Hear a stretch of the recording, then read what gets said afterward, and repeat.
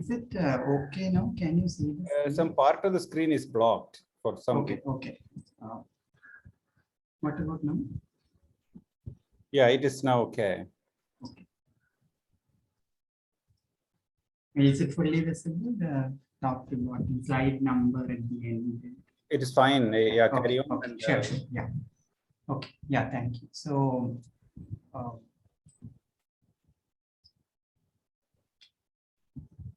just a moment. Yeah, good evening, and thank you, Professor Pradeep, for inviting me to this monthly meeting. And thanks to all the attendees here. The topic I wish to speak on today is photochemical properties of isobenzene modified polyurea systems. And I am Sriram Kalpati from the Department of Metallurgical and Materials Engineering. And this talk is based on the work of my current PhD student, Swati. And so I'll be following this outline. I'll first give an overview of the concept of photoresponsive polymers, followed by some details on the synthesis and characterization of azopolyurea, which is a specific polymer that my student has worked on. And I'll be discussing the photochemical response and of this polymer and its illustration of its use in light-assisted patterning. And the last part of my talk will be on blends of azopolyurea and polystyrene and how we manage to get some visible light response in this blend, followed by some conclusions and ongoing work. Now, controlling molecular alignment by light is a very useful and facile way of modulating properties and functionalities of materials, especially polymers, because you can incorporate photosensitive functional groups to polymer chains. And in this way, one can change several aspects of the chemical structure of the polymer, such as conformation, polarity, charge, conjugation, etc. And these in turn can cause changes in physical properties of the polymer, like shape as in shape memory polymers, phase, wettability, solubility characteristics. Now, there are many advantages of using light as a stimulus for polymer structure property manipulation. First, it is a non-destructive method, unlike, say, thermal or mechanical stimulus. And secondly, this is particularly useful, is that many photoresponsive effects are reversible changes. That is, a change in structure brought about by one wavelength of light can often be reversed by another wavelength of light, because these are transitions. These changes are based on electronic band transitions or excitations by emitting or absorbing energy. And then thirdly, light is something that can be triggered from outside the system without physically contacting the molecules or disturbing their surrounding environment. And then quick switching, that is, light can be switched on and off fast with easy focusability. With chemical energy, it is a bit harder to control the location and concentration of the reagents, whereas with light, one can precisely control the location, the intensity and wavelength of light. And of course, elimination of chemical reagents by byproducts, etc., is an added advantage. So we are working with an isobenzene containing polymer. Isobenzene is a molecule which it's a photoresponsive molecule which has different isomer forms, the trans isomer and the cis isomer. And it turns out that the trans isomer converts to cis isomer when it is exposed to UV light, and back to trans when it is exposed to visible light. As far as the geometry is concerned, the trans is flat with almost no dipole moment, whereas the cis isomer presents an angular geometry with a dipole moment of 3 dpi, and we'll see how this has implications in our polymer. So before I go to the specific details, just also want to mention that isomerization in isobenzene molecules is not the only type of photochemical response. There are other examples like triphenyl methane derivatives where ionic dissociation can happen, or there are cinemates and polystyrene where the photo reactions like cleavage of a bond or cross-linking can also happen. In my students' work, Swati's work, we have incorporated the azobenzene group into polyurea, and hereafter I'll call that polymer as SOPU. Now, one way to incorporate azobenzene is by doping the chromophore into the matrix of a polymer. But because of their high mobility of the azobenzene units, a polymer film doped with azobenzene would exhibit instabilities such as phase separation. And the dipolar SO units are also prone to aggregation, leading to microcrystallization. So a better way is to covalently attach the azobenzene units into the main chain of the polymer, which gives greater stability and control. And this is what we have done.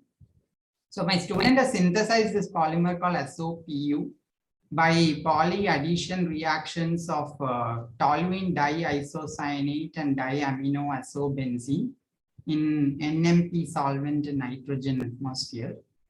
The polymer was obtained as a solid paste and precipitated and dried into powder form, followed by dissolving in BMF solvent and spin coating at into a thin film of around 200 to 300 nanometer thickness.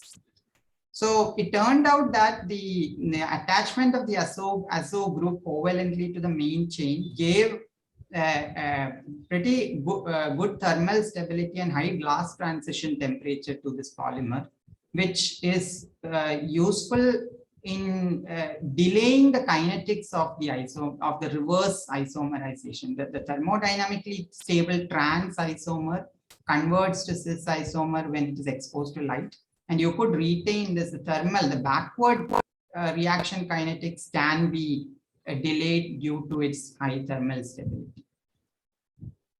So this is the DSC and the TGA spectra of SO polyurea. There are clearly two transitions here at 163 and 333, and these can be attributed respectively to glass transition and melting.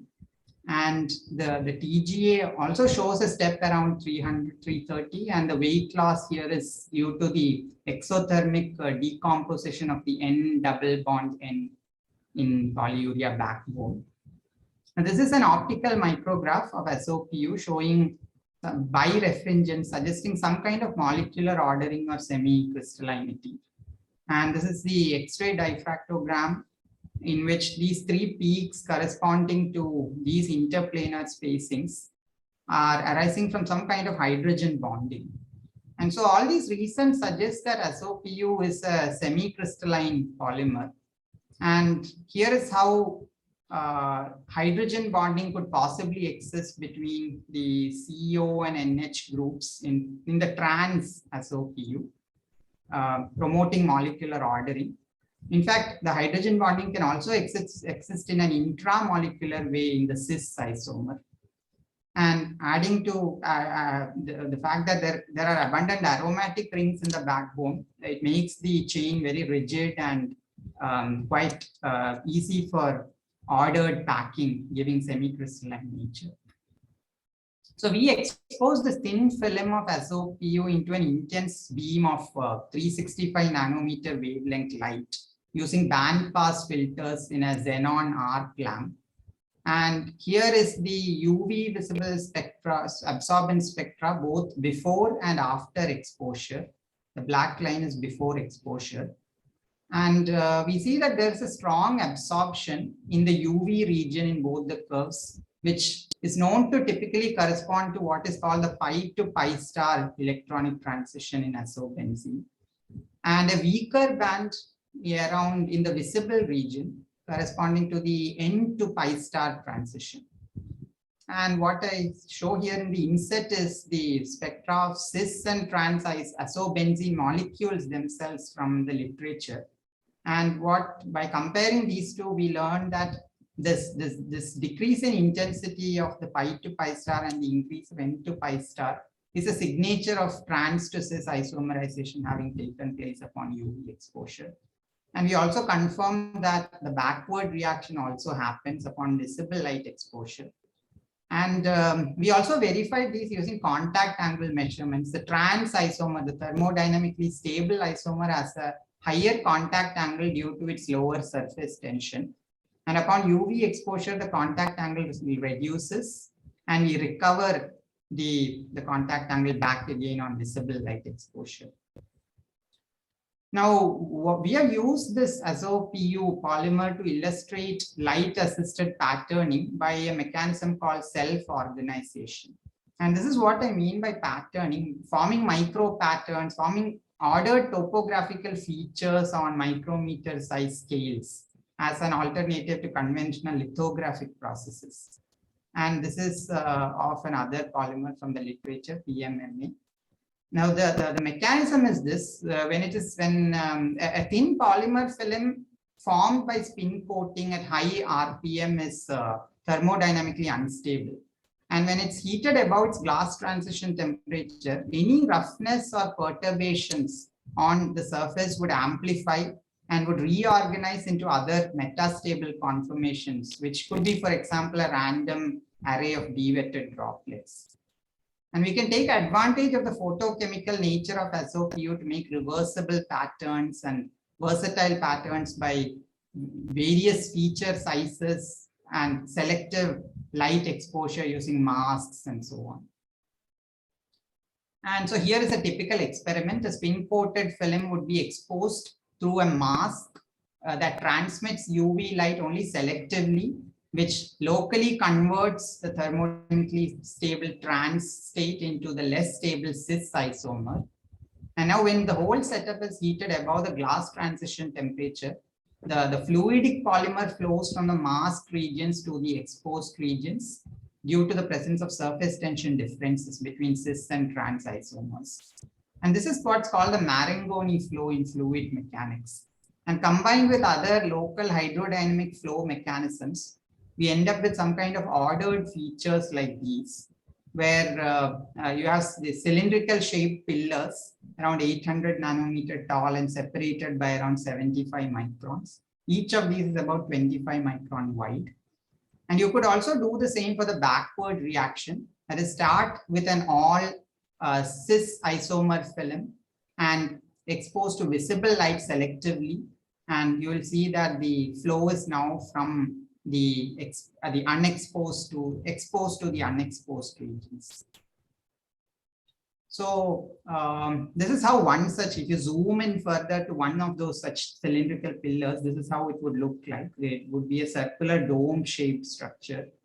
And here you see arrays of pillars and holes ordered and uniformly distributed. And you could control the spacing and the size of these pillars by means of using photo masks of various sizes. So here, whatever I showed you previously, we're using photo masks with exposure widths of on the order of millimeters. If you use much smaller masks with micrometer scale features, you see that you can restrict the local hydrodynamic flows, and pillar separations can be made closer to the mask feature sizes. And because of restricting local hydrodynamic flows, you get these elevations and depressions interconnected by some threads of fluidic polymer. We have tried to use these patterns for protein adsorption. Now, many proteins adsorb preferentially over hydrophilic areas than with greater interaction strength than hydrophobic surfaces. And SOPU being a relatively hydrophilic polymer, given that hydrogen bonding interactions between polyurea and proteins would favor adsorption, we explored the adsorption of bovine serum albumin on these patterns. And this is the optical profilometric image of patterns before adsorption. And these larger spots are the top of the pillars onto which these proteins have adsorbed. And here is a confocal micrograph that shows fluorescent regions where the protein had an FITC label. Now, considering the problems associated with UV responsive polymers like photo-oxidation and lack of suitability for biomedical applications and so on, we have tried to design a visible light responsive polymer blend by blending SOPU with a commonly readily available polystyrene in DMF. And these are the UV visible absorbance spectra of the SOPU and the SOPU polystyrene blend. The top one is the original polymer, and this is the blend. And what we see here is that the two signature peaks, which I showed you earlier, appear as a single broad peak in the range of 300 to 560 nanometers. And these pi to pi star and the n to pi star bands have sort of overlapped. And there's an overall redshift in the absorption maximum by around 30 to 40 nanometer. And you could repeat these for various compositions of the blend. And we see that with the various composition, there is definitely more prominent broadening and overlapping of the peaks for higher polystyrene volume fractions. So we have done exposure studies, light exposure studies with light of 515 nanometer, a filter with 515 nanometer visible light.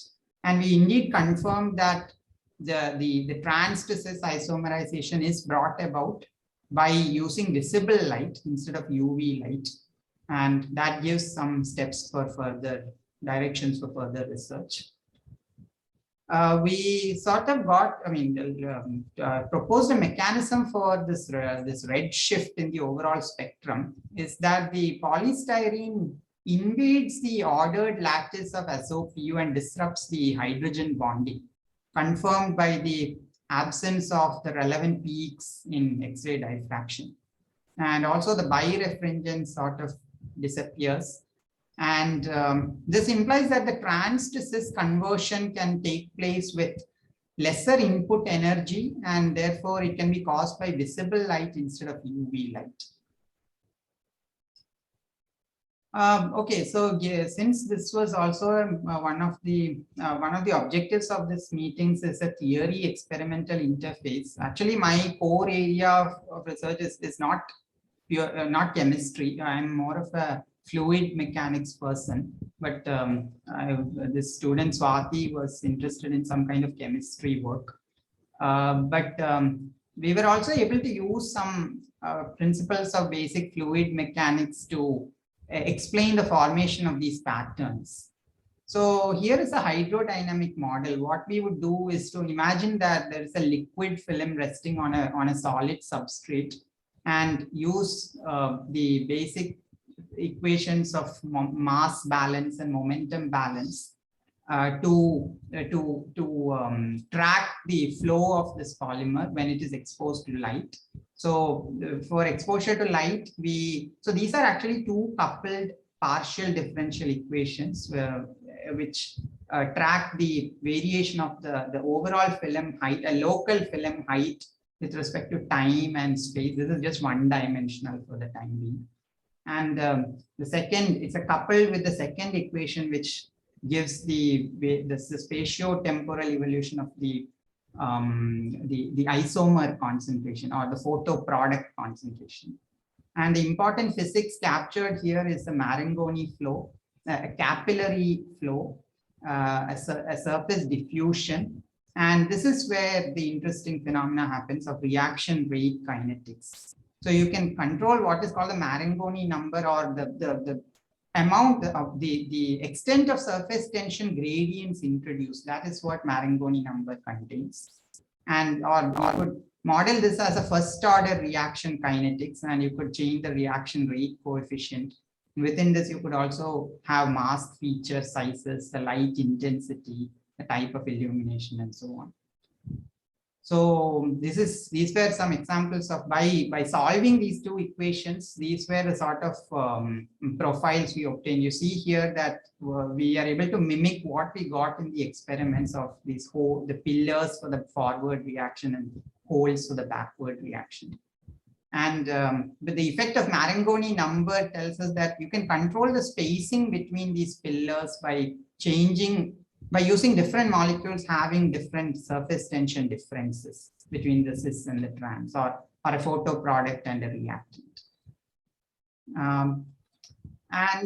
One could also So you see here in some of these plots that this is the hatched region is the unexposed region, and the open region is the exposed region. You see here that the pillars are not, the pillar spacing is not matching the spacing between these masks, whereas here it is sort of matching. And so one can construct a process map showing optimum values of the mask width and the Marangoni number, at which you can get an ideal templating. That is, you get these pillars exactly spaced, the feature sizes mask the feature sizes of the mask. And these are below this, you have pillars spaced closer than the mask width, and above it you have pillars spaced farther than the mask width. So these are pretty much what I wanted to show. You've consumed 20 minutes anyway. Yeah. Yeah. So just to conclude, photoresponsive SOPU synthesized has high glass transition temperature due to the covalent bonding of azo group in the backbone of the polyurea chain. And self-organization and Marangoni flow lead to ordered patterns in SOPU, which can serve as templates for protein patterning. And blending SOPU with polystyrene causes red shift and transition overlap of the UV visible absorption spectrum. So with that, I would like to, I'll just quickly acknowledge the grants and the various labs from whom we have taken help for doing these experiments. Yeah, thank you. Thank you all. I can take. Well, we have a few minutes for questions. Thank you. So one immediate question that comes to me is that you have a cis to trans or trans to cis, which both these transitions change the space needed. For example, trans to cis will require more space. So as a result, there's a strain that can induce in this material. And that can lead to many consequences. So my question to you is that it also depends upon how this azobenzene is distributed across the polymeric chain, and where all it is there, and whether self-organization in the polymeric sort of crystallization, so to say, some kind of ordering, will probably make all the azobenzenes to come together. So all these are molecular details of this crystal structure. So all these are in important aspects. Did you explore these? Yeah, not in this work.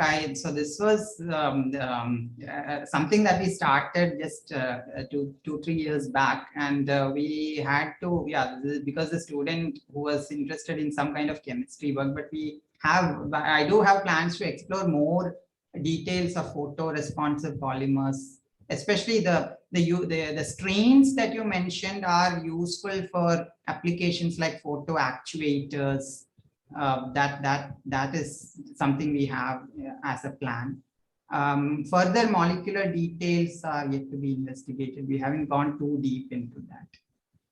So essentially, if you put some energy into these systems and cause some structural rearrangement, you're actually capturing energy inside. Yes. And this energy is relaxing in the course of time. All these are interesting aspects also in such materials. Yes.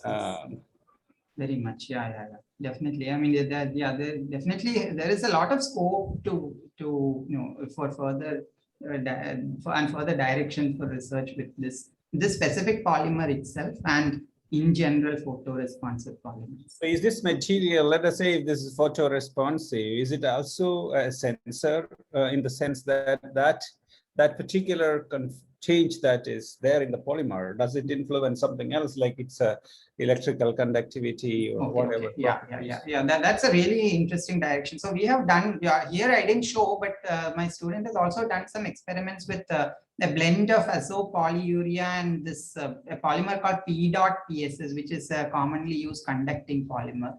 And she has actually seen that you can, by changing ratios of that blend, you can sort of modulate the optical and electrical conductivity properties, so that if you blend this with by shining light, the conductivity of the blend changes, and the conductivity of the P.PSS changes, and in fact its character changes very much depending on various conditions.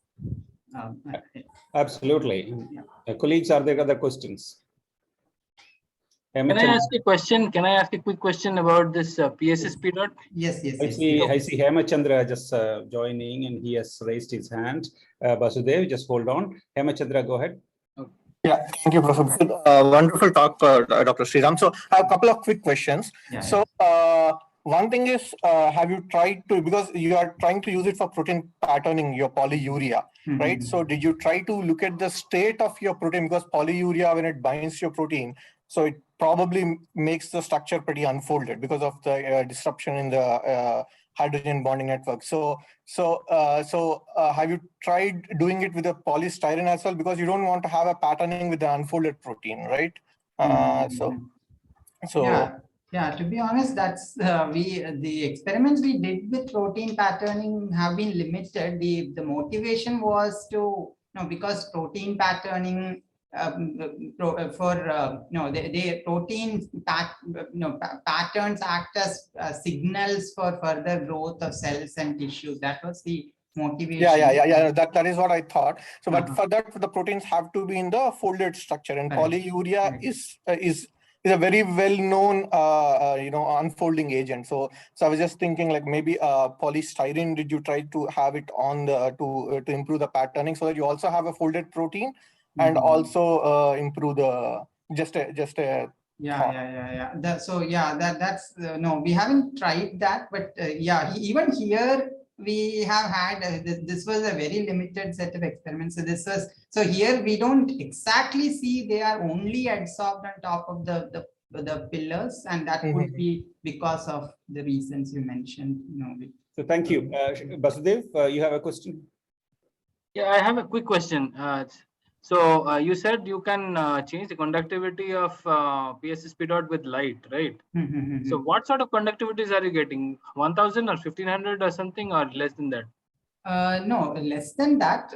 No, so with the pristine P dot PSS, we have conductivities of around 30 Siemens per centimeter. In one case it goes up to 100, between 100 to 200. So one case it goes down. So there are a range of conditions which gives it, but we never achieved 1000. Thank you. Thank you. I'll have a chat with sometime later. Sure. Okay, then. Thank you very much, Sriram. Let's get to the next talk, Dr. Basudev Roy. Sure. So should I share? As I have been doing, go ahead and share your screen, and after 20 minutes, I'll give you a warning. Yeah, thank you. Yeah, sure. Yeah.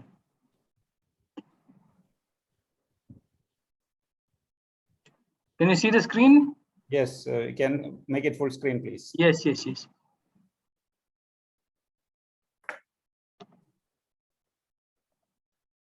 Okay. So, hi, this is Basudev Roy. I'm in the physics department, and I have an optical tweezers lab here. So, the thing that I want to talk about today is the study of pitch rotations in soft matter using optical tweezers. So just to give you a brief outline of what I'm going to talk about, it's the basics of optical tweezers, the pitch degree of freedom, and to generate this pitch degree of rotational freedom using 4 different techniques, and how to detect it at high resolution using optical tweezers. Then I'll show a couple of applications of what to do with this pitch degree of rotational freedom. Okay, so just to give you a brief outline of what these tweezers came from, it is Professor Arthur Ashken. Yeah, everybody knows him by now. He's the Nobel laureate in 1998. So he was actually trying to sort of put a focused laser beam of light into water, and basically put 2 different beams from the 2 different sides and hold a particle in the middle. And what he saw was something interesting. He saw that the particle was getting pulled in from the lateral direction towards the axial direction, and these 2 beams could actually confine the particle in one spot. So that's what he first published in 1970 in PRL. And from there, he moved on to, he had this idea that maybe we can actually use this gradient force to confine the particle in all 3 dimensions. And so he showed that later on in 1986 in this paper, where he actually used this single beam optical tweezers to trap it in all 3 dimensions. It's basically due to a force called the gradient force that it gives us the goes as the gradient of the intensity of the light, because the light profile is not constant; it's a Gaussian profile. So it goes as the gradient of some intensity with some constant. And there's a force that actually pushes the particle also, that's called the scattering force. And so this is kind of a balance between scattering force and the gradient force that you actually get optical tweezers operation for.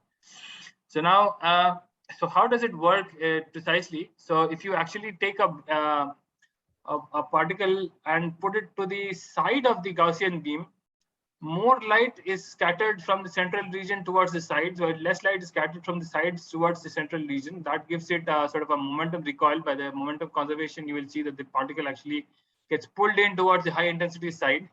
So that's the basics of this thing. And you can also see that this sort of happens in the axial direction as well. So you have a 3-dimensional confinement using this. Okay.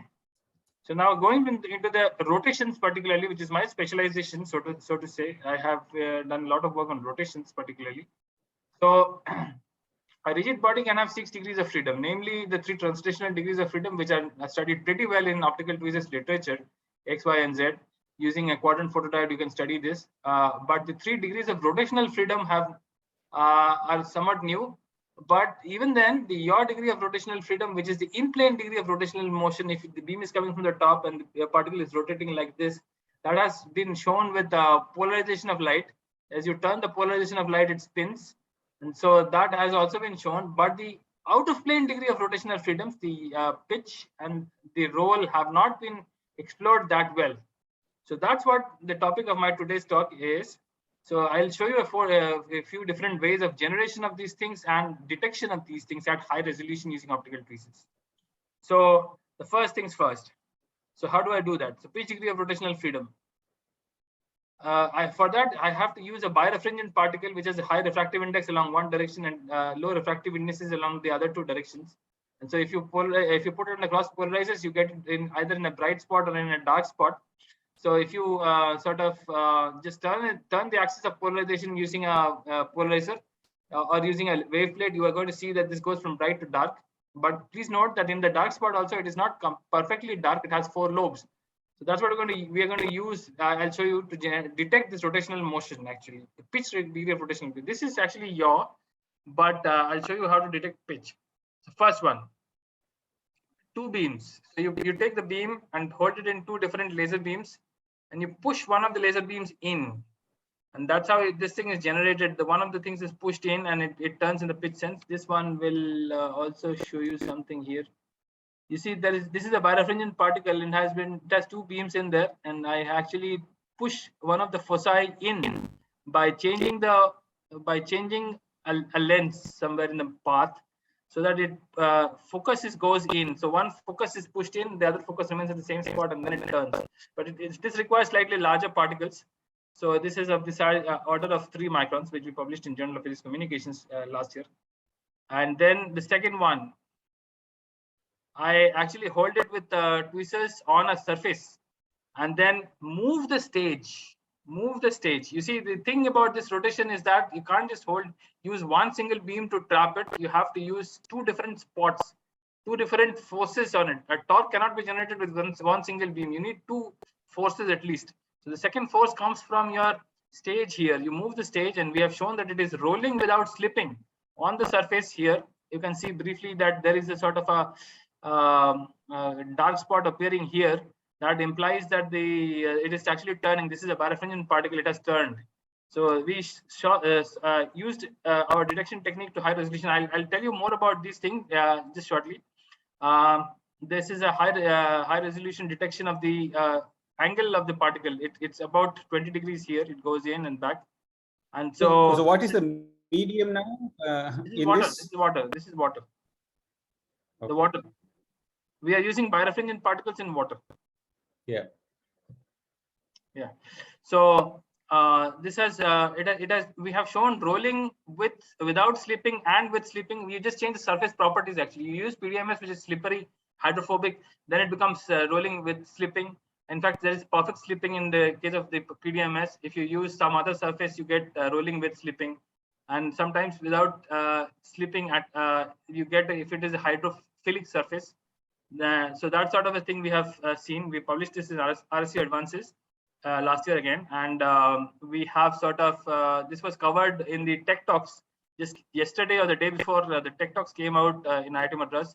That was this particular effect was covered there because it is showing the adhesivity of the surface at soft probing. This is not hard probing of the surface like an AFM tip. You'll have to be poked into the surface and retracted. But here it is just like soft probing of the surface using optical tweezers. It just rolls and things.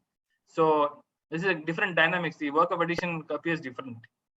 So now the third one is using convection currents. So we saw in literature that if you put a beam, trap a beam of light particle inside a sample chamber, as in there is a glass surface on both sides and water in the middle, and the particle is in the middle, then there are convection circulations generated. But nobody thought that if you actually use a gold surface on one of these glass slides, you will get circulation immediately next to the surface itself. So that's what we used here. There's a gold surface on the glass here, on this gold glass surface. There is a glass surface here, there's a glass surface here, and there's a gold layer on here. And as you put a laser beam, it heats up the gold and it generates circulatory currents. And these currents are actually spinning the particle. So this is the pitch degree of rotational freedom. It's automatic consequence of this rotation actually. So this is the third way of doing it. We published in Biomedical Optics Express in 2020. And then another fourth one, which we are developing right now. We have made some magnetic particles, these up-converting particles, which have magnetic iron doping in it. And then you can simultaneously trap with optical tweezers, and you can turn the magnetic field to actually spin the particles in the pitch sense, pitch, roll, yaw, any sense actually. So this can be done. So this is a very controlled experiment. So you can actually spin the particle and make robots out of it, so to say micro robots. It will just keep on rolling on the thing. Or you can, here the advantage is you can actually use the optical tweezers detection unit to interferometric detection system to accurately measure the displacements in all three directions. This is an ongoing work, so we are actually about to publish. Hemachandra is also a part of the team. So yeah, so these are the four different techniques of generation. Now I'll show you a way to detect it at high resolution. So how do I do that? So you see, as I told you earlier, this pitch degree of rotational freedom, when you are doing in a birefringent particle, the dark spot is not completely dark. There are 4 lobes in that. Now I showed in a paper in Journal of Optics that if you take it and cross polarizes and then it turns in the pitch sense like this sense, then 2 of the lobes will glow brighter, 2 of the lobes will glow darker. And there is an anisotropy across the surface. And then you can use the difference in halves of these 2 surfaces to find out how to detect it at high resolution. We showed it how to detect it to high resolution to some applications. I'll come to the application shortly. So this is something we have used for detecting the rotational motion. So one of the first things that you have to detect is that you will get a voltage out of it. But how do you calibrate that? So in order to calibrate that, first, let me show you how to generate this thing. This is not very difficult. So you take this trapping laser beam and you take the scattered light and you put it across a quadrant photodiode. You take the difference in half signal, and then that will give you the information proportional. The voltage is proportional to the rotational angle, the pitch degree of rotational motion. So that we use, and in order to calibrate that, we use Brownian motion. The Brownian motion, everybody knows how much is the extent because it comes from Einstein's relations. So you can find out how much it turned by in radians at a certain given temperature, given the diffusivity of the thing, the viscosity of a medium and all that from the Einstein's relation. So you can find out precisely how much should be the amplitude of this thing given a particular size particle. And from there, we find out what is this sensitivity of the object, as in nanometers per volt, or for that matter, radians per volt. Here in this case, the pitch degree of rotational freedom will have radians or degrees per volt. So from here, you can find out what is the calibration factor. And using that, we sort of, the first application that we studied using this is that you have, now, where is this useful? You are doing this pitch rotation, yeah, so what? So this is useful because the rotational degree of freedom, your degree of rotational freedom and the pitch degree of freedom will differentiate, will separate out close to a surface. In proximity to surfaces, this sort of differentiates. So one of the modes will behave differently because it interacts differently with the object, with the surface, than the other one.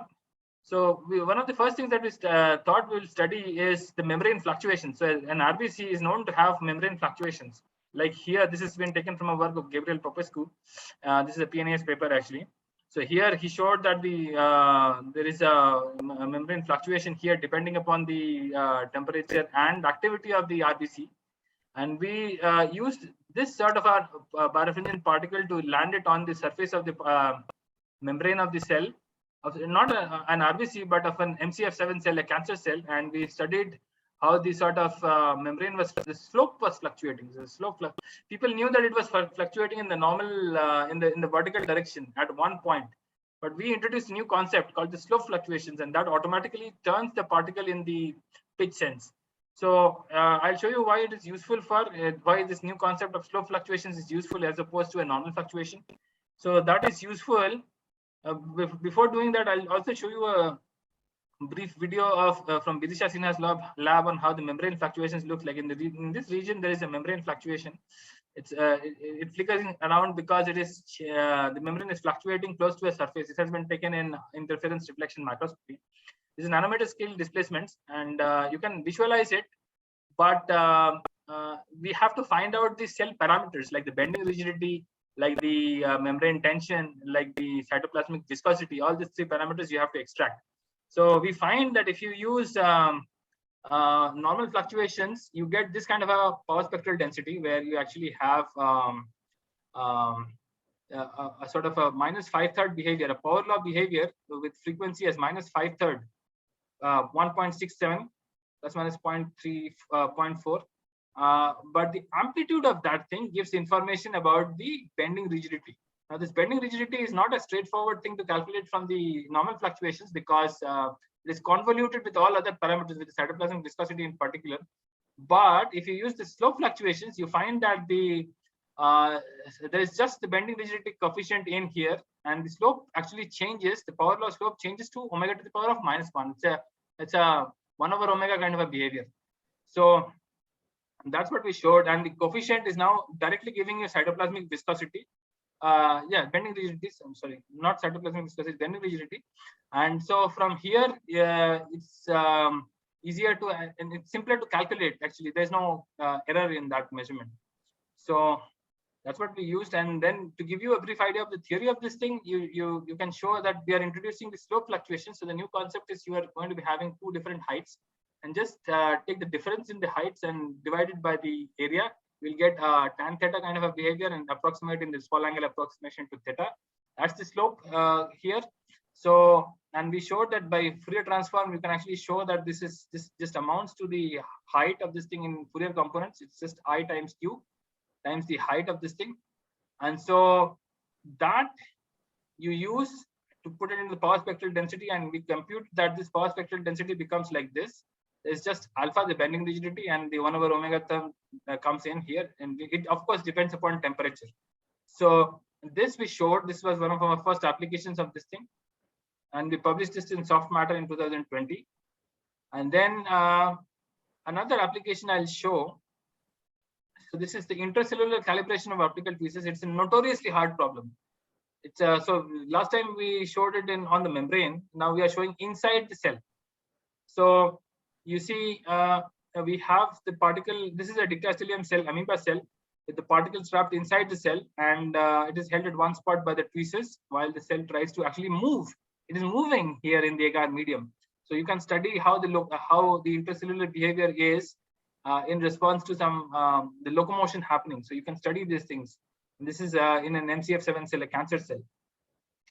Now, the cytoplasm is a complicated place because there are some cytoplasmic fibers in there, microtubules, actin, vimentin intermediate filaments, and all these things. These are if you have to move the particle, you will have to move it against this thing. But there is also a cytosol, a sort of a fluid in there. So when you try to actually find out the viscosity of the cytoplasm, if you actually pull the particle inside the cell using optical tweezers or something, you get a different behavior. The viscosity depends upon the particle size. So if you use probes of the size of less than 100 or 1 nanometer to 100 nanometers using single fluorescence molecules, using molecules to all the way to 100 nanometers, you get a different viscosity.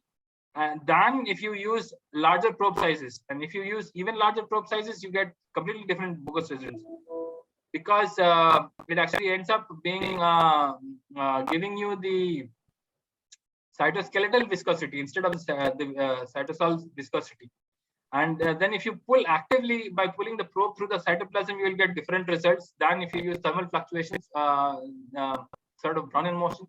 It's a slight variant of a Brownian motion. It's not exactly Brownian, because the medium is now viscoelastic and actually active. This is not really a viscoelastic either. It's active medium. And so you will get all kinds of results. So how do you study what result to do? So we put these tweezers in there. We took a probe and we actually relied on thermal fluctuations, and we fitted a viscoelastic model to it. This is a slight variant of the Maxwell's model, and we derived it from first principles from the Stokes-Aldrich D model to get this sort of a result. It's called a generalized Maxwell's model or a Jeffreys model. And we found out the power spectral density behaves as this, and we fitted this thing to the power spectral density of a particle inside a cell. And we found that this is, the X motion goes as this. While we introduce a new concept, the rotational degree of freedom, that rotational degree of freedom. Ideally speaking, if you use the translational degree of freedom and the rotational degree of freedom inside the cell cytoskeleton, you should see two different modes. One of them should be pushing against the fibers like this, and the other should be pushing against the fibers like this. So these are two different modes. It should be that if you are measuring the cytoskeletal viscosity, but we are finding that the viscosity values are slightly similar, which means that you are actually not measuring the skeleton behavior, you're measuring the cytosol's behavior. So that's one way of doing it. But again, this is limited by that 100 nanometers. It's larger than 100 nanometers. So the viscosity is going to be sort of similar to what you get for 100 nanometers and larger probe particles in a cytosol.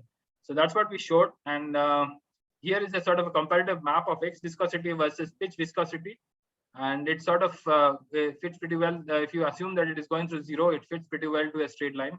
Likewise, the X relaxation, because it's assumed a viscoelastic model, so there would be a viscosity and a 0 hertz viscosity and a relaxation time.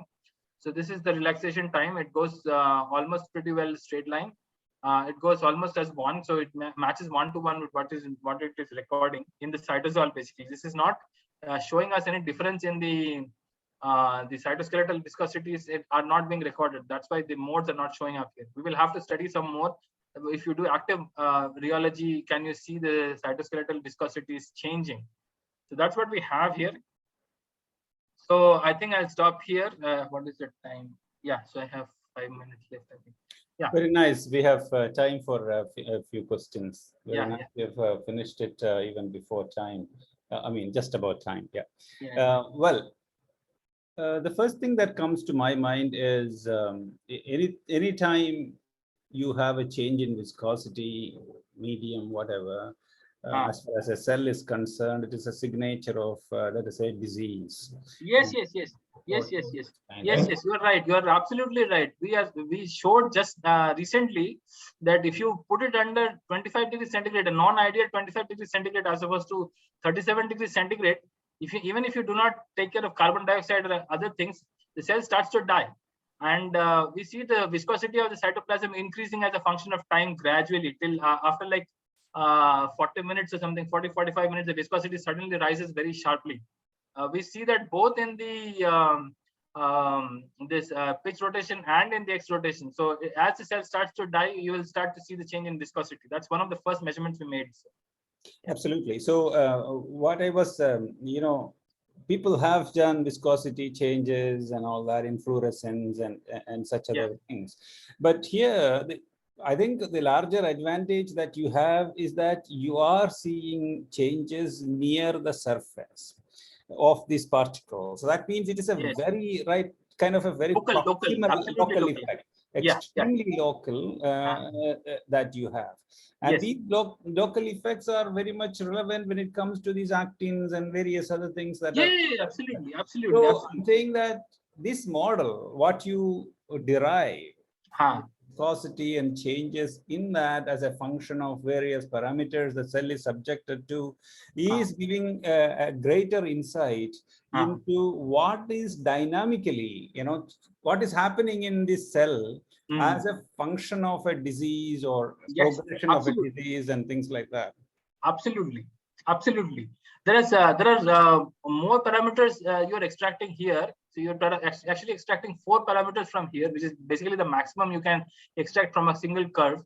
2 of them are your viscosity and your relaxation time for the viscoelastic medium. And you are also extracting trap parameters from here. You're extracting sensitivity and the trap stiffness.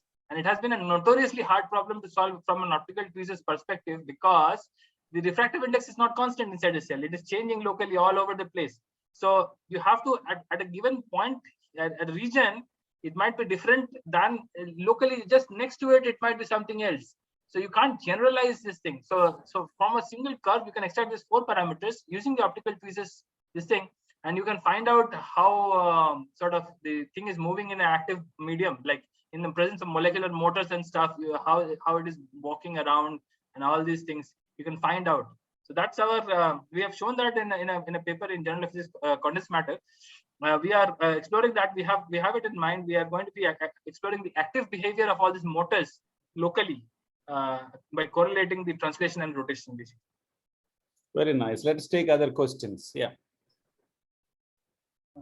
Vasudev, can I ask a question? I'm Sriram here. Okay. Yeah, so this in all these experiments, especially like the gold particle experiment and all that, what is the basic mechanism for this response? It's not a chemical response, right? It's a physical response. You see, it's the thing is rotating because there's convection current in there. Where does the convection current come from? There's a local hotspot by the laser. The laser is hitting the gold layer. Then that is sort of, you will see sort of a surface tension gradient created across the surface of the gold. And that's bringing yeah. All right. Yeah, that's nice to know. Yeah, thank you. All right. Are there other questions? I just have one. Because we have time, I just wanted to say one thing. So one thing that is of use with this pitch rotation is, so there have been a lot of studies where theoretically it was shown that the surface of the surface in which the cell grows decides its viscoelastic properties. There have been multiple studies on that. So I think this will be a very good probe to have a to understand the viscoelastic properties of the surface of the cell by growing it on different surfaces, because those have not been experimentally studied in great detail. So I think because you have a possibility of studying it, the local viscoelastic properties, so a different. Yeah, absolutely. Because in cancer cells also, there's a great deal of study on how this intracellular viscosity correlates with the substrate viscosity, extracellular matrix viscosity. It changes. So you see, the cancer, this is a hallmark of a cancer cell, that it behaves, it actually affects the extracellular matrix in a different fashion than a healthy cell. So there are recent studies, in fact, 2018 or something, 2018, there have been PNAS papers on that. So the cells that I had in mind were more of stem cells, where by growing the stem cell at different surface, you can actually make them into different cells of different types. So and that will end up having different viscoelastic properties, and because of your local probe, you can actually probe those viscoelastic properties. That's a very good question you have asked, Hemachandra. That's a very good question you have asked. Let's try to think about some more how to actually pull that off, because we have got collaborators here who can actually deal with that. Samendra Vajpayee is there. I collaborate with Samendra Vajpayee. I get the cells from him, and he also uses my optical tweezers apparatus. So, and we have other collaborators in biotechnology also. R. Bhaskar, for example, and Amal Kanti Bera, they're all there. So. Thanks. Yeah. Sure, I'm so glad to see that physics is becoming biology, and that is what is globally happening in many places, and it is increasingly happening here. It's a very welcome sign. Thank you very much. Thanks, sir. Thank you very much. Yeah. So shall we go to the next talk, Professor Prasad Edamana? Yeah. So I'll stop sharing. Let me share the screen. Again, Prasad, 20 minutes, and I will give you, you have 5 more minutes to speak. Yeah. Yeah. Thank you. Good evening to everyone. It's a short story, maybe ending up before 20 minutes. I thought of discussing you about a couple of new materials which are of 2 dimension that we synthesized in our laboratory with some organic molecules which are luminescent in nature threaded to this material. So both are published in Journal of Materials Chemistry journal, and it's a collaborative work with one of our colleagues in chemistry department, Professor Shankar Raman. I'll just read the title of these papers: Architecting Pyridine Nanovalves with Improved Intermolecular Interactions, Electronic Features, and Transport Characteristics. That was the first one. It was published in 2018. The latest one in this series is Conducting and Super Hydrophobic Hybrid 2D Material from Coronium and Pyrene. So I don't want that. I need to re-emphasize the importance of 2D materials in this group. We all know graphene and the other 2 members in this series, graphene and graphdiene. Graphene was alternate single double bond, where graphene is triple bond connecting between these benzene rings, and graphdiene, as you can see, is 2 triple bonds connecting the benzene rings. And all these forms, these are all known in the literature. What we thought is this one: instead of benzene, can we connect pyrene? Pyrene being a luminescent structure, can we make this molecule in a infinite, like a polymeric 2-dimensional surface? So initially, I mean, earlier the literature that they have shown that graphdiene, the similar structure instead of pyrene with the benzene, they have made, and then they have grown it on a surface, metallic surface, and it forms nanovalves. So we thought of synthesizing this and then growing it on a surface, especially on a metallic surface, copper surface, whether it is forming a nanovalve. The synthesis details are there in the paper itself, but essentially it contains, we make the copper plates and clean it. And then it was immersed in a solution, wherever the solution acetone, and then pyridine and tetramethylethylene diamine. These are the solvents for the Sonagashira coupling. Sonagashira coupling is the main organic reaction that we have used.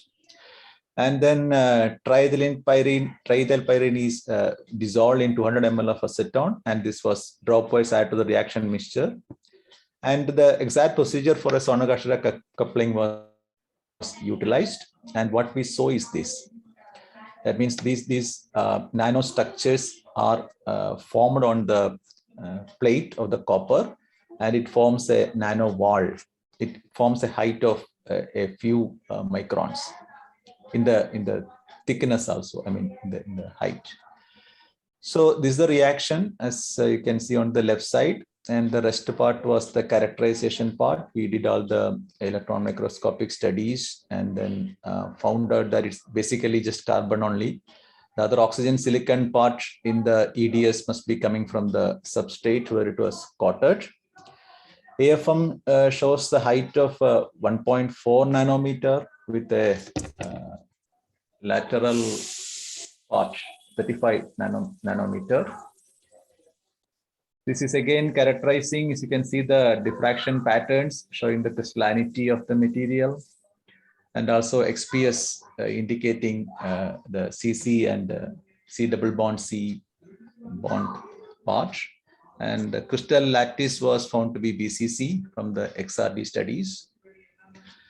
The problem was more, I mean, every time when we tried to publish, the argument is how do we conclusively prove that, because NMR and other normal characterization methods, the difference between the starting material and the product is just a CH difference, because it's just coupling to the cell and replicating and polymerizing. So to prove that such a bond formation happens, we had to take the Raman spectra and then the peak at 2100 centimeter inverse in the starting material. that underwent a shift to 21-25 centimeter inverse, and that conclusively proved that such kind of a bonding pattern is happened.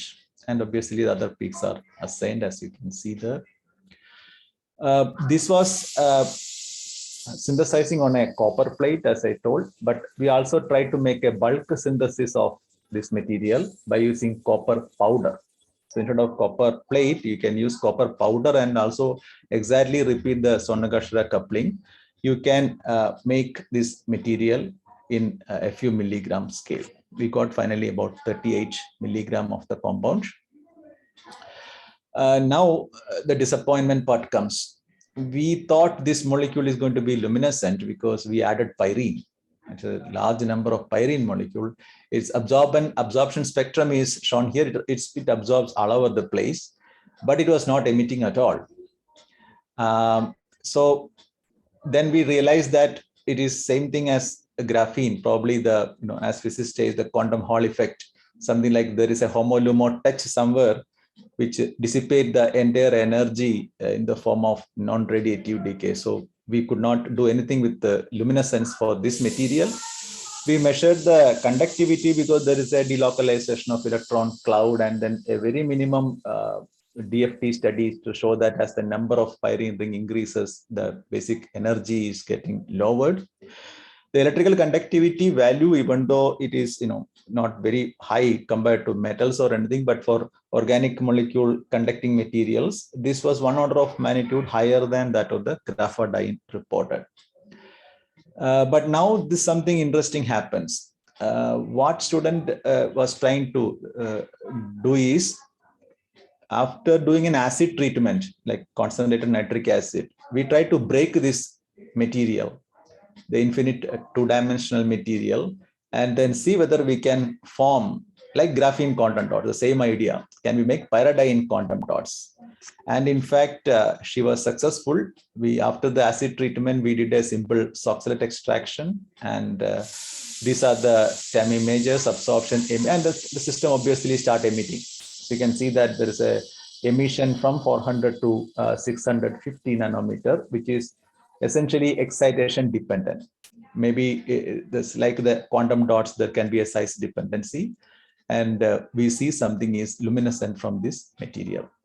And for an application side, we did some of these cell line images using biotechnology department's facility, and found that this can be utilized. And it's not the cell viability experiment was conducted. I remember, I think it was for 48 hours. I have to check it, whether it's 24 or 48. But it was not harming the cells, and as well as we can use it for imaging this particular breast cancer cells, MCF7. We extended the study. Once we found that pyrene can be there, then the next one was we tried for coronine and pyrene, the same coupling experiment, but two different things, coronine and pyrene. The idea here was to whether is it possible to develop a super hydrophobic surface, because all these coronine pyrene things are water repelling. So can we make such a hydrocarbon surface which is super hydrophobic? And these are the synthetic details and characterization details. I think I will spend less time on this. We also did some of the initial studies, but the basic idea of this, presenting this in this forum, is if somebody is interested in extending the modeling or simulation or this kind of calculation studies for this material, that would be lacking in the literature and will be really a good addition. The initial studies indicate that as you increase this number of coronine and pyrene units, the minimum energy is decreasing. Now, coming to the hydrophobicity part.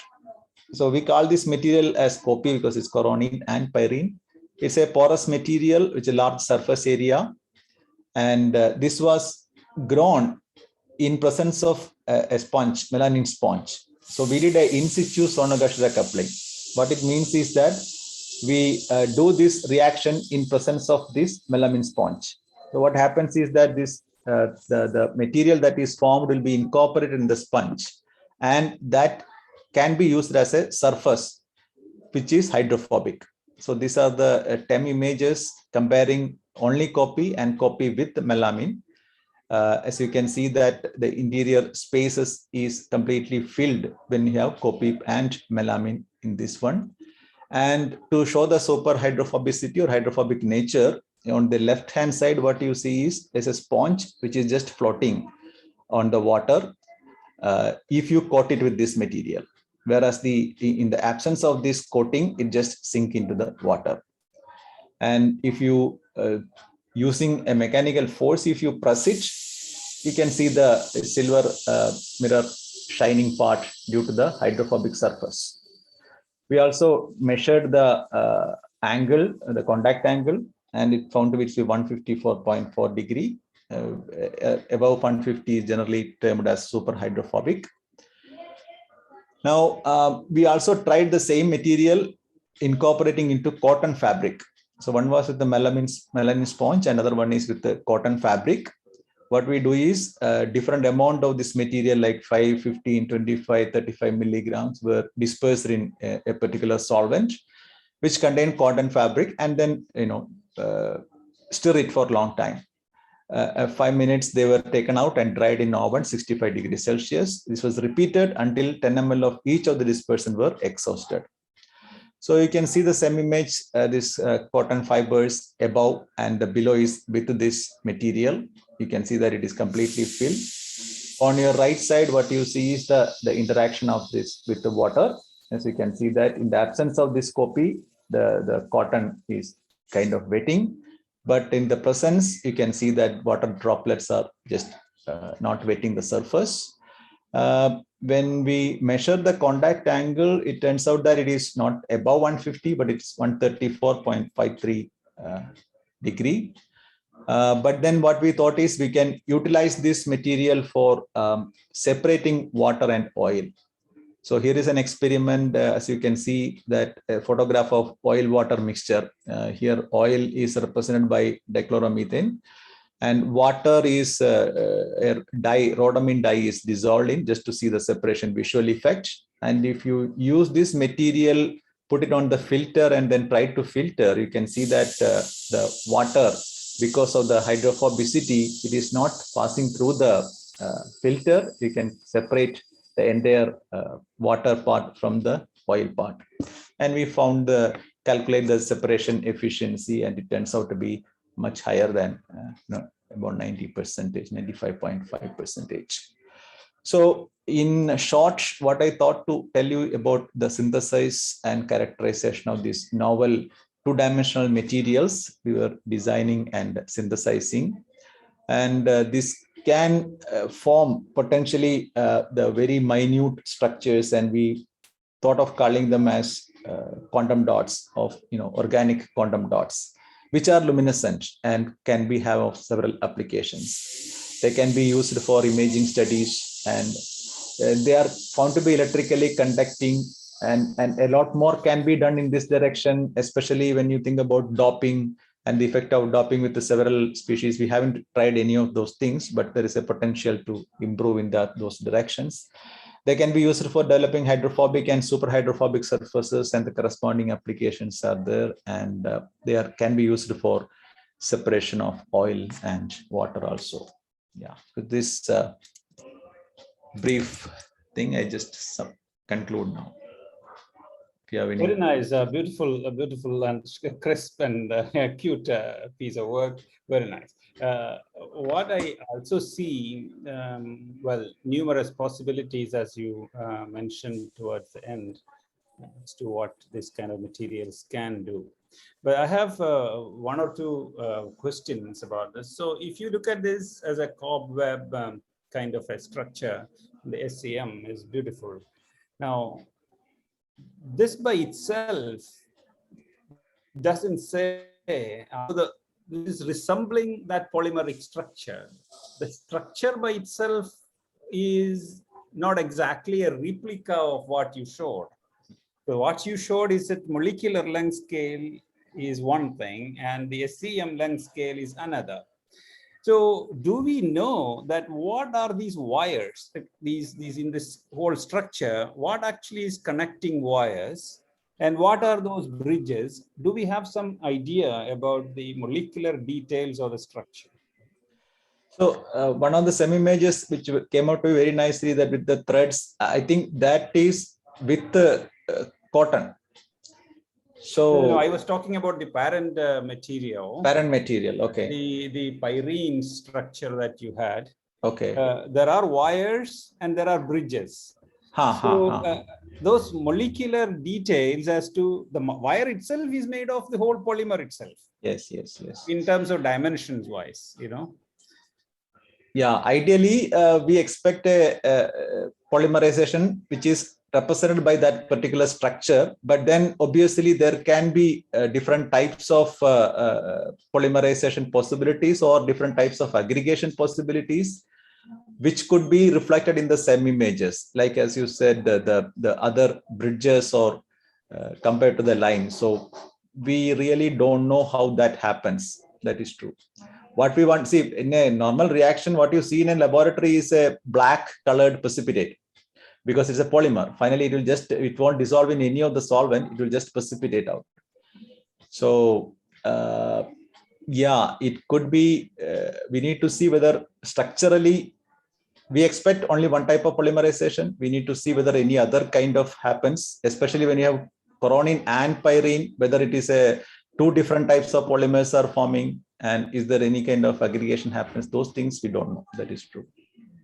So the dimensions that, you know, the cavity dimensions that you have in the SCM, that's also quite interesting, quite uniform. I mean, if you were to look at that's a three-dimensional cage structures. Yeah. So that means that there are specific molecular capturing properties for these systems. Yes. Well, one thing that obviously one can think of, because the dimensions are comparable to micrometers, huh? Mm-hmm. Micrometers. So yeah, one is particulate capture in such materials. Another is some cellular kind of thing. But this being organic, I would tend to think more about particulate matter. Mm-hmm. So that is again a sensing property, because there is a change that is going to happen in the matrix as a result of this. And so because of that structure, we thought of doping also. Is it possible to dope some elements like iodine or some other, so that conductivity?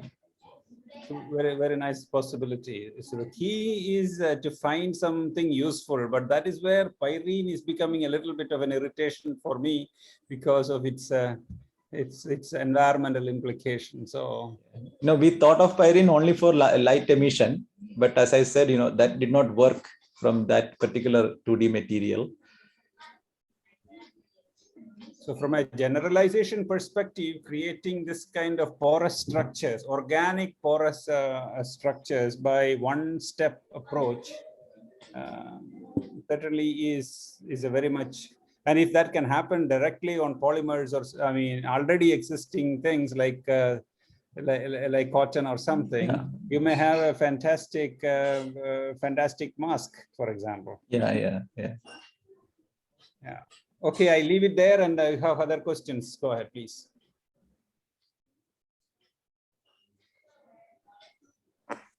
Hello, EP sir. Pallav here. Pallav. I just wonder, like, this is very interesting. Why didn't you go for other molecules, benzanthracene or any other anthracene? Yeah, we are trying. The same thing, once it works for pyrene, then a homologue will come. So students are working on it. Yeah. More doping is needed, probably. And it can actually be painted and all that, I see, because it is the only thing is that it is not going to be soluble. Is a problem. That is one problem, but a lot of possibilities for molecular architecting is there. That is true. Sure. Okay. Are there other questions? Otherwise, let us move on. Thank you, Prasad, very much. And so let's go to the last speaker of this evening, Pallav. Yeah, yes, sir. Let me pull my screen.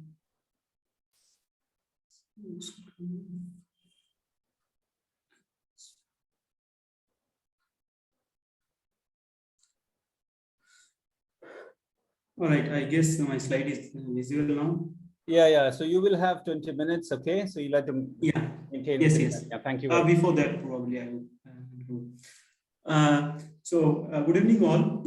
Today, apart from all this physics and chemistry complicated things, I'll be talking maybe in mixture of physics and chemistry in a very small liquid droplets, and that is where I have prepared this presentation. And the title of this presentation I've given is that the chemistry which is happening in the microdroplets, or the chemistry in microdroplets.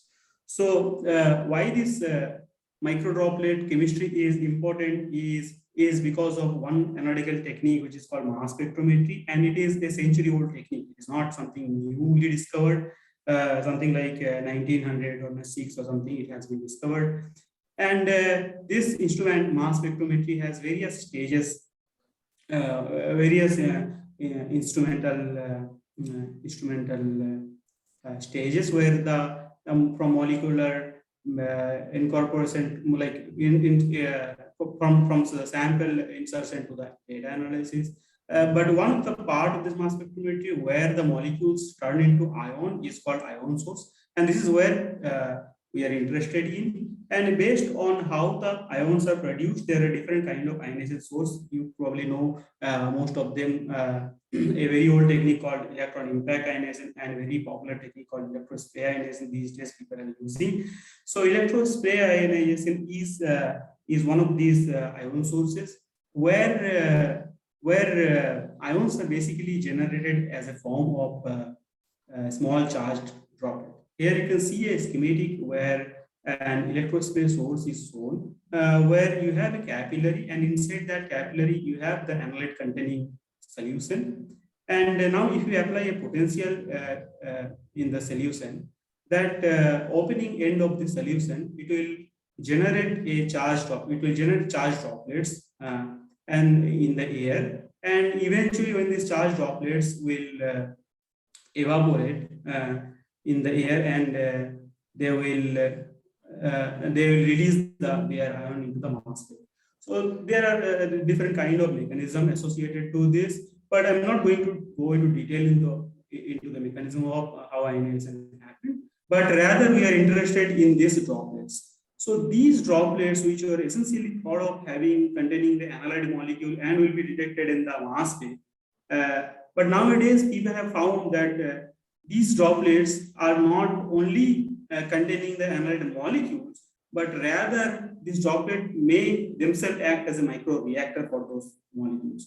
So essentially, if you thought of having A and B in the mixture, and you wanted to analyze A and B, you may end up in getting a product C of a reaction between A and B. So why this is important is because these reactions which you are seeing in the microdroplets or the droplets of this kind are way more different than the reactions which are happening in our laboratory or the conventional bottle chemistry.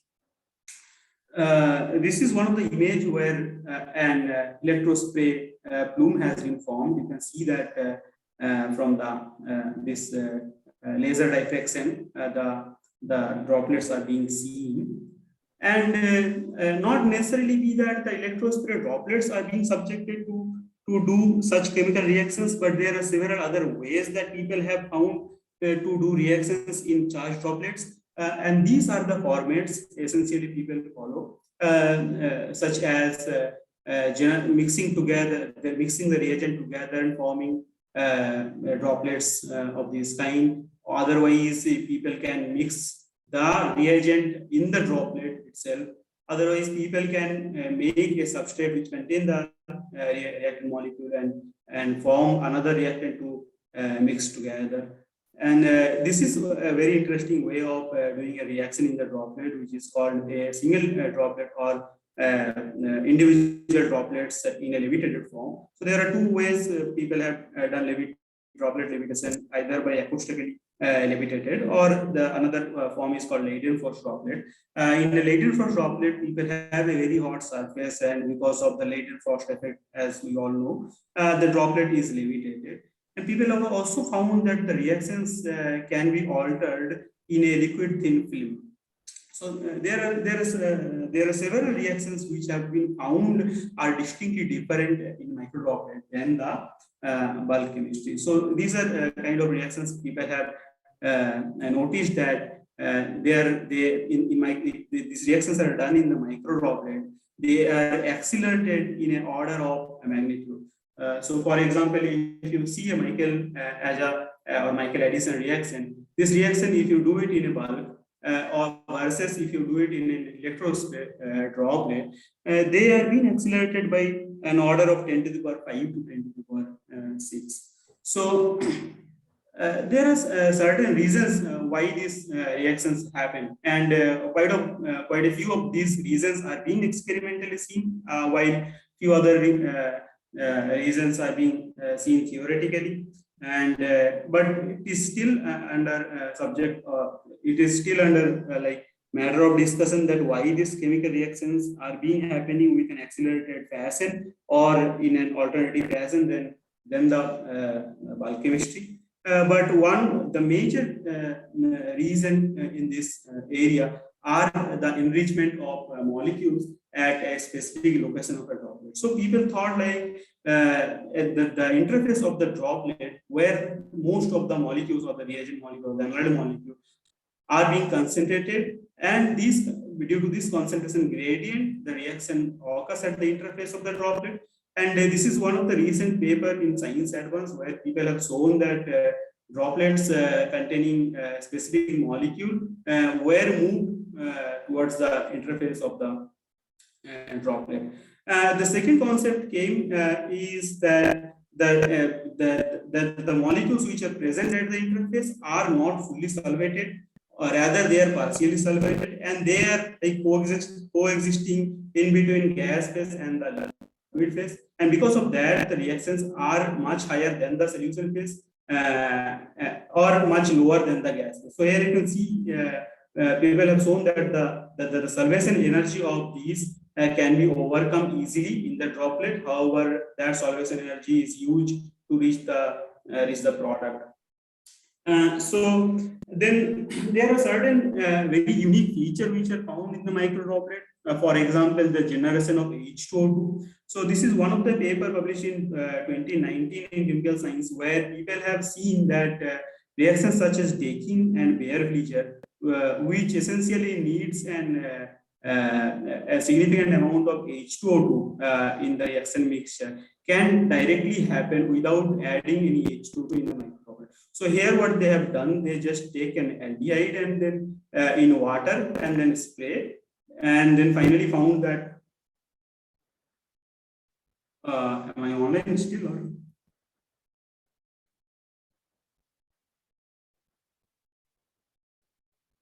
Your network is poor.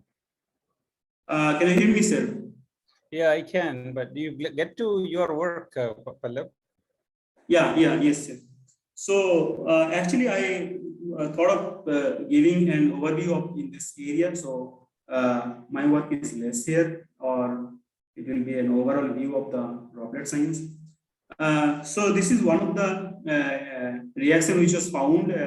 The first showing that the oxidation reactions can be happening here without the addition of H2O2, and then a year after, people of the same group, they found that the water droplets which are generated in the electrospray are actually containing a small amount of H2O2, or they form H2O2 in air. And this is one of the video where they have shown that this video is not playing. And this is one of the video where they have shown that if you use an H2O2 peroxide test strip and then you spray on top of that, and this will change color. Maybe I can show you the video later. And the second concept which is happening in this field is the concentration of H plus or OH minus in water droplet. People thought that the interface of the water droplet are highly acidic and they contain mostly H plus, and the core of the droplet contain OH minus. So this pH gradient was being seen in a individually levitated droplet by a nanometer size pH probe using Raman. And the similar thing we have also seen that due to this higher pH value, certain chemical reactions can be altered. So for example, if you have a amine and a carboxylic acid together in a bottle, you may see that this will behave as a Bronsted acid-base reaction. So for example, the carboxylic acid will release a proton, and the proton will be captured by the amine, and the amine part will be a positively charged and the carboxylic acid will be negatively charged.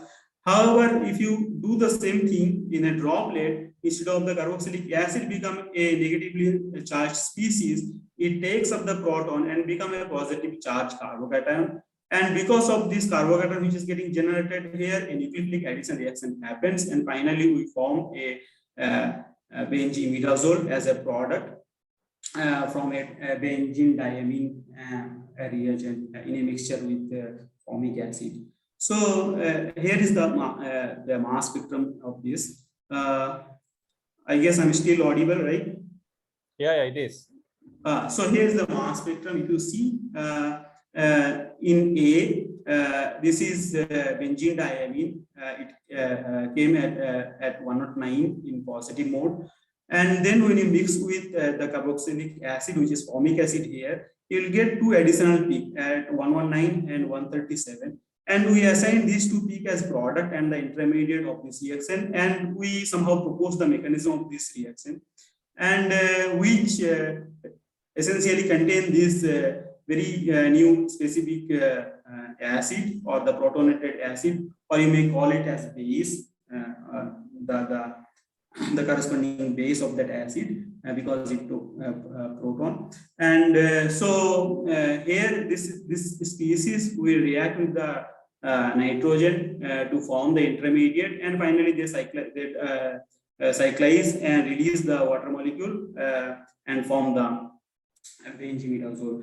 So this 137 is the intermediate which is shown here, 2C, 2C dash, or the other two. Because all of them having a same mass, we cannot differentiate in the mass spectrum. And very interestingly, what we found is that this organic reaction, if we add a very small amount of water, a small, I mean from 1 to 10% of the water in the organic medium, we have seen a significant increase in the product yield. So this product yield we are calculating as a conversion ratio by taking the intensities of the product from the mass spectrum. For example, here you have the intensity of the 119 peak is something like 40% or 45% of 109. So we take the intensity of product plus intermediate divided intensity of reagent, which is 62% when we add 1% of water, and from 1% to 10% it reaches to 95%. So a very significant increase has happened. But when we increase it further to 30%, it dropped. So we thought of having an effect of the effect of water addition to the generation of the proton at the surface of the droplet. So we thought, like in the organic media, which is methanol in this particular case, is generating a small amount of proton, which is essentially needed for protonating the carboxylic acid. However, when you add a very small amount of water, that will assist further to generate additional H pluses, and it will increase the concentration of this species, and it will finally end up in increasing the conversion ratio. However, when you further increase the water to 30%, this step, which is the last step, it will be reversed because of the Lyasetil's principle. So this product formation is reduced significantly. And the same thing we have seen in case of a temperature dependent experiment. So we have increased the temperature of the environment from 50 to 365 degrees centigrade, and we have seen that the intermediate peak is gradually decreasing, and the product peak is gradually increasing from something like 40% to 100%. And that can be explained here. As you can see, if you increase the temperature, the rate of dehydration will be higher and the intermediate will be converted to the product. So with increasing temperature, this reaction will go forward and the product will form. However, if you then if you see the mass spectrum, the intermediate, that is why the intermediate peak intensity is going down and the product peak intensity is going up. So using the similar concept, a very similar concept, people have also found that a very inactive carbon dioxide can also become an active reagent in the droplet. So here people have shown that if you if you spray amine in an aqueous droplet along with carbon dioxide, what you essentially end up in getting a chemical reaction between the amine and the carbon dioxide and forming a CN bond. So the mass spectrum is in C. This 187 is this amine, which is here in the positive mode, having a proton. And then when you added a carbon dioxide in the as a nebulization gas here, you essentially get a product which is carbon dioxide added, which is at 131.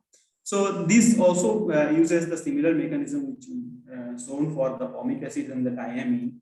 Very recent paper also shows that instead of carbon dioxide, if you add ammonium bicarbonate in the droplet itself, they will form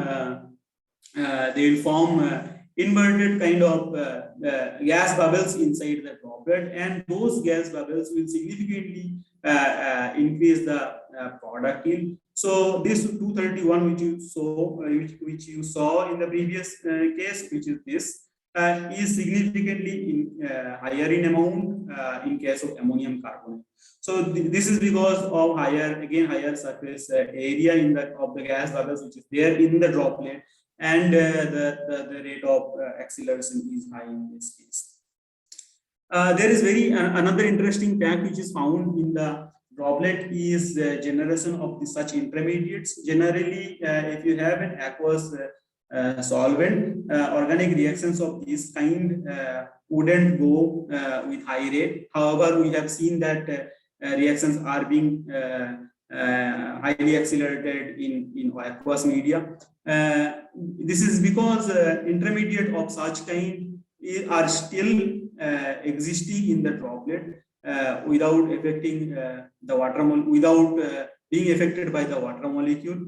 And this is something is not known why such intermediates are being trapped or being present in the droplet. But a similar thing is found in a two-phase reaction as well. So if you have a something like toluene and water reaction, essentially you need a phase transfer catalyst for a bulk reaction. However, if you do the same thing for a droplet reaction, people have shown that there is no need for any phase transfer catalyst. So this particular reaction, an oxidation of alcohol by NaClO. This alcohol was taken in an organic solvent, and the oxidizer is taken in water, and then they both spread together, and then they found that there's a formation of the product because of this reaction. A very interesting thing happened when the reaction get altered. So this is a manic reaction. In a manic 3-component manic reaction, and if you do a standard manic reaction in a standard laboratory condition with a catalyst, what you essentially end up in getting a C alkylation of the as a product. However, if you do the same reaction in the droplet without any catalyst, instead of getting a C alkylation in this position, you end up in getting an N alkylation here. So such kind of reactions are also being shown. And this is not that these droplet reactions are done in a very small scale because of they are done in a micrometer volume droplet. But this paper in 2020 has shown that such droplet reaction can be accelerated and can be scaled up together. And this particular paper shows that the amount of product they can be formed is something like 3.1 gram per hour, which is very significant. And this way, people have shown that the yield also can be increased. Something like for example, Suzuki company reaction in droplet, the yield was something like 32, and this way people have shown that the yield can be increased to 72%. Not only organic reactions are being analyzed in the droplet, but several material scientists people also have used. We also synthesize several nanomaterials using droplet. And very recently, in this particular work, we have seen that that nanoparticles which are present in the droplet, essentially which are polydisperse nanoparticle or asynthesized polydisperse nanoparticle, when they are traveling through the air in the droplet and then when they settle down in the surface, they become monodisperse. So from polydispersity to monodispersity can be done in the droplet as well. And this is also quite interesting. People have shown that that the proteins which are essentially seen by mass spec people by various charge state. For example, if you see the A image having a charge state of protein of ACTH protein having 7 plus 6 plus all the way to 3 plus charge states. So this is a standard protein spectrum. And when you subject to do a protein digestion, which essentially takes hours, something like 14 hours or 16 hours to digest the protein. But if you do the same thing in a electrospray droplet, you get digested very fast. So if you see the right hand side spectra, there is a comparison between a bulk reaction versus and a droplet reaction. So this bulk reaction at 37 degrees centigrade temperature, it took 14 hours to digest, and this is a mass spectrum. So you get essentially the protein peaks as well as the peaks which are like different like this amide bond fragmented peaks. But if you do the same thing with the way people have shown to generate the droplets, immediately you digested all the protein and finally found the products. And people have shown that with increasing the distance or the travel distance of this droplet, the higher amount of protein digestion or the higher amount of product which is formed. So the question is still same. Why certain reactions are being accelerated, or why certain reactions get altered in the droplet, or why this polydispersity become monodispersity in droplet. One of the possible reasons that people have found are pH or the surface effect or the surface to volume ratios or the concentration gradient that I have talked about. But essentially, it is quite surprising or quite unknown that why certain reactions get altered in the microdroplet. Okay, Pallab, well, you are about to close, and therefore I did not warn you. It is about 22 minutes and 40 seconds. Yeah, yes. Yeah, so that's nice. Well, let us take questions if you have, if others have. So let me not ask questions now. Hello, Bhaiya. I'm Vijesh. Yes, Vijesh. Bhaiya, what is the structure of water molecule on the surface of microdroplets? Yeah, so this is also a very interesting question, Vijesh. People have shown that the amount of hydrogen bonding in the surface of water microdroplets are higher than the bulk water surface, but people have not resolved the structure of the water molecule. And one more thing, you have showed all the reaction like acid accelerated, like H plus ion accelerated reactions. Have anyone tried with base accelerated reaction like OH minus? As you said in the starting of slides that in the bulk there are OH concentration is more in the bulk, and in the surface there is H plus concentration is more. Yeah, that can also be altered depending on the condition of the droplet. If you use a positively charged droplet, the H plus concentration at the interface will be high. However, if you use a negatively charged droplet, the OH concentration at the interface will be high. And depending on the reaction, if you see this list of reactions, most of these reactions were done in the positive mode, where the generated ions are either carbocation or the species are positively charged. However, if the species is negatively charged or the reaction goes through an anionic formation, those reactions are accelerated. Yes. Yes, exactly. I want to say just OH minus accelerated reaction, like which reaction is accelerated by OH minus. Have anyone tried with this type of reactions? Yes, indeed. There are several reactions where with increased basic condition, the reactions were being accelerated. Thank you.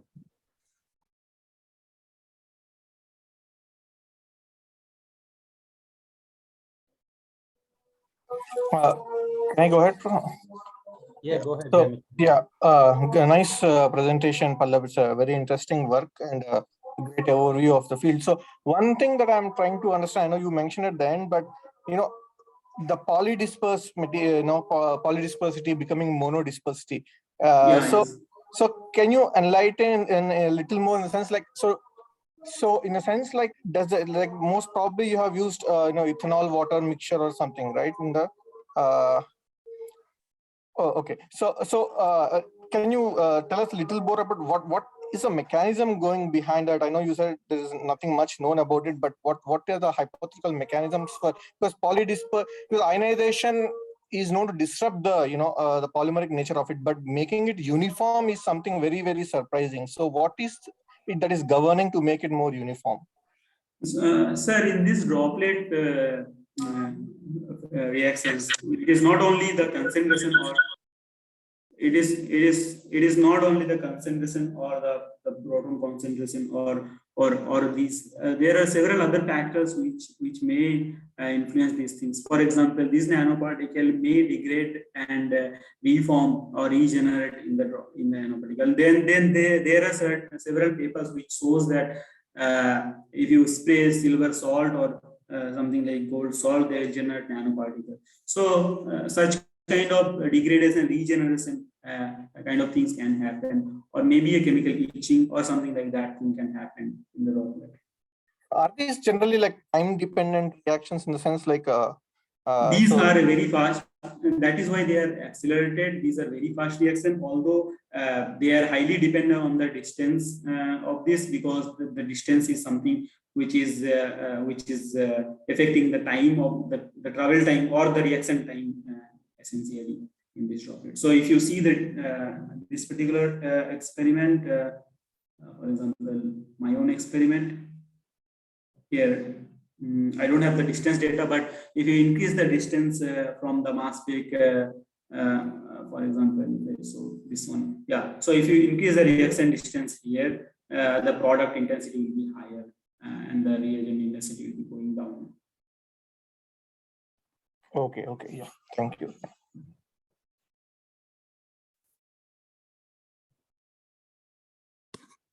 Hey, Pallav, can I ask a question? Yeah, yes. So yeah, it's a nice piece of overview you presented.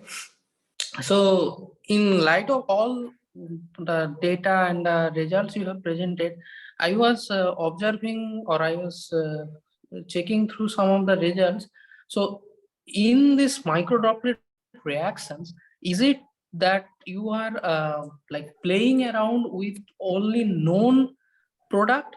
Like for example, some products are maybe kinetically controlled, maybe thermodynamically controlled, or you can generate all new type of different and new type of product, for example in organic reaction. Yeah, see, mostly these reactions are done like known name reactions are being done here. Yeah, but however, this particular experiment, if you see, the carbon dioxide is getting incorporated with the amine, and there are several other reactions that I have done also, and those are not known reactions. And for example, if you see this reaction, manic reaction. So manic reaction is a known reaction which is having MC alkylation. However, if you do a droplet reaction, there is something new which is found like N alkylation. So this kind of things are not like this kind of things are being seen in the droplet. You mean this particular droplet product, it's not possible to produce via normal reaction procedure? Not via manic type reaction. Okay. Okay, thank you very much. Thank you. All right, I don't see are there other questions? Yes, sir. So, Pallav bhai, just regarding that, suppose in one reaction, okay. So, kinetic control and thermodynamic control. Have you checked this kind of any reaction? Suppose in naphthalene is sulfonation. So, in ortho position, that will be kinetically controlled, and next to that position sulfonic acid addition, that is TCB product. So by microdroplet, have you checked anything that kind of reaction means only one product will be formed with this microdroplet only? So if that is possible, so that can be a new thing to avoid this kinetics and kinetically control and thermodynamic control with respect to temperature, because with microdroplet, so one product can be obtained. So have you checked anything, all those one of things? the thing in the microdroplet is that we may have an alternate reaction mechanism in this. So the thermodynamic or the kinetically controlled product that we essentially end up in a bulk reaction, Yeah. the mechanism of that behind that may not be necessarily be the same mechanism in the droplet, or the factors which is affecting that mechanism may alter the ratio of the kinetically controlled product and the thermodynamically controlled product. Yes. However, these are highly accelerated reactions. Mostly the reactions are being different than the bulk reaction. The way of the reactions happen is way more different than the bulk reactions. Okay then. Okay. All right. Thank you very much, Pallab. Let's thank you all the speakers for your time and presentations. We will meet next month with more speakers. Thank you all. Good night.